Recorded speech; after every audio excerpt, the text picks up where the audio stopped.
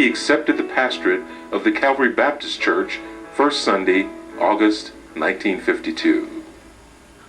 I was in Detroit one night and I was preaching on the existence of God, and I made a statement that God came from nowhere. And after the service, a man came up to me and he said, "Preacher, let's be reasonable about this. You were up there tonight talking about God came from nowhere. That doesn't make any sense. Let's be reasonable about this."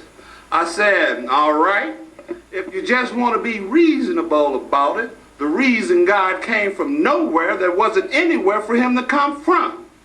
And coming from nowhere, he stood on nothing.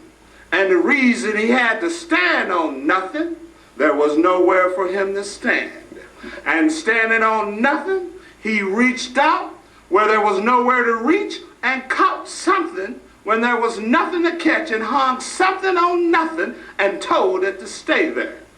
Now you'll find that in Job 26:7, that he hung this world on nothing. Now the same God that's able to turn nothing into something is the same God that's able to take a good for nothing, nobody, and turn him into somebody, to tell everybody about somebody who can save anybody. He's the same God that can make a sick man well, an ignorant man wise, a bad man good, a good man better, and even a dead man alive in Jesus Christ. So my question tonight is, do you know him? Now don't fool me now, because if you don't know him, let me tell you about him. Jesus Christ is the Son of God, and he came down the stairways of heaven and was born in Bethlehem, hid in Egypt, brought up in Nazareth, baptized in Jordan, and tempted in the wilderness. He performed miracles by the roadside. He took your sins and my sins and went out on Calvary and there died.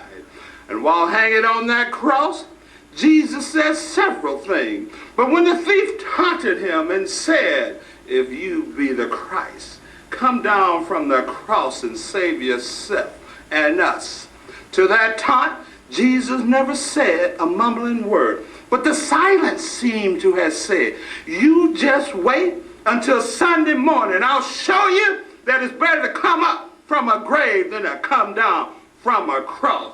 And then he committed his spirit unto the Father, dropped his head into the locks of his shoulders, and there died.